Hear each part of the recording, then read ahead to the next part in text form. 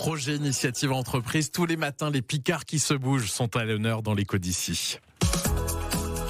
Et ce matin, donc, l'histoire d'une reconversion professionnelle dans l'écho d'ici. Comment passe-t-on d'un gérant d'un complexe de loisirs à une entreprise spécialisée dans la sécurité au travail? On va poser la question ce matin à Johan Tassin, responsable de Safety Organisation à Amiens. Bonjour Johan. Bonjour Maxime. Merci d'être en direct avec nous. Alors, comment vous pouvez définir votre parcours, Johan?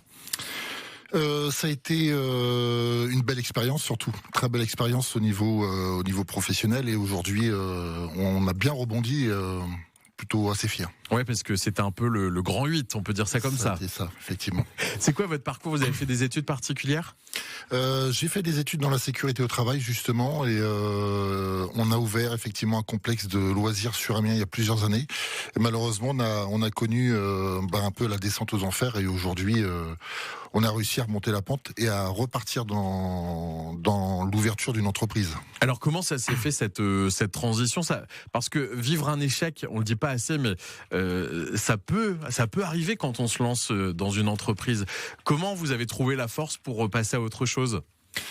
Alors effectivement, c'était assez compliqué effectivement de repartir. Je pense que le mental fait beaucoup. Je m'étais dit justement, si je rebondissais pas assez vite, je serais peut-être resté dans mon trou. Et je m'étais surtout promis de plus jamais être patron et plus jamais repartir ouvrir une boîte. Et ça revient, c'est un peu comme le tatouage. On commence avec un et on finit avec plusieurs au final. Est-ce que vous avez été accompagné dans cette transition? Est-ce que des structures ont été à vos côtés? Alors je l'ai été sur la première entreprise. Sur la deuxième, j'ai été accompagné, mais pas de la même façon. Justement, je pense que j'avais été mal accompagné sur la première, malheureusement, par forcément pas les bonnes personnes. Et sur la deuxième, j'ai décidé de m'accompagner quasiment seul, et c'est pour ça qu'aujourd'hui, Safety Organisation, on est là aujourd'hui. Et quel conseil vous pouvez donner justement à ceux qui souhaitent ouvrir une entreprise ou alors se lancer dans le monde de l'entrepreneuriat? N'ayez pas peur au final, mais accompagnez-vous de bonnes personnes justement, et voilà, je pense que c'est le noyau. Limiter les risques. Voilà. Alors aujourd'hui, vous êtes à la tête de Safety Organisation, une entreprise spécialisée dans la sécurité au travail. C'est quoi exactement votre quotidien? Comment vous intervenez? Notre objectif aujourd'hui, on le sait bien, c'est d'apporter un conseil et un audit au niveau des entreprises qui n'ont pas forcément de responsable sécurité. Le cœur de métier, c'est la sécurité au travail. On sait le prix que ça coûte justement d'un accident de travail, que ce soit bénin ou grave.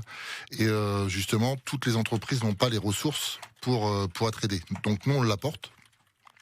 Et aujourd'hui, on est content de voir qu'on arrive à faire baisser justement ce taux dans beaucoup d'entreprises. Et vous l'apportez en faisant des formations dans les entreprises. Qui peut faire appel à vous? Je vous dirais toutes les entreprises, que ce soit du tertiaire ou de l'industrie. Là, on travaille beaucoup, surtout avec de l'industrie ou le BTP. Et effectivement, on apporte également beaucoup de formations liées à la sécurité au travail, comme du SST, de l'incendie, cœur de métier auquel j'ai été pendant 17 ans. Comment vous voyez la suite, Johan, avec cette entreprise? Est-ce que vous avez des objectifs particuliers? L'objectif, c'est de développer, effectivement. Donc là, on a ouvert nos bureaux déjà sur Amiens, et c'est d'embaucher, effectivement. C'est de développer et d'embaucher. Eh ben, on vous souhaite le meilleur pour ce projet. Et si vous souhaitez plus d'infos, n'hésitez pas à retrouver tout ça sur le site safety-organisation.fr. Merci, Johan Tassin, d'être venu nous en parler. Et encore bonne chance pour ce projet.